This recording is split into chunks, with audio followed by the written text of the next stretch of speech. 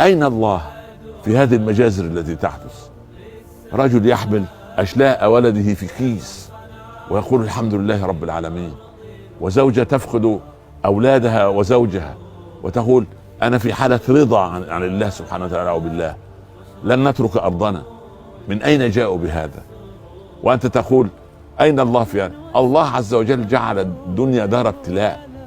ماشطة بنت فرعون لما أعلمت بنت فرعون أباها أن الماشطة الكوافرة بتاعتها يعني بتكفر بأبيها فرعون كإله وتؤمن بالله، فألقى أبنائها في الزيت المغلي واحدا تلو الآخر حتى احتفظت برضيعها الأخير.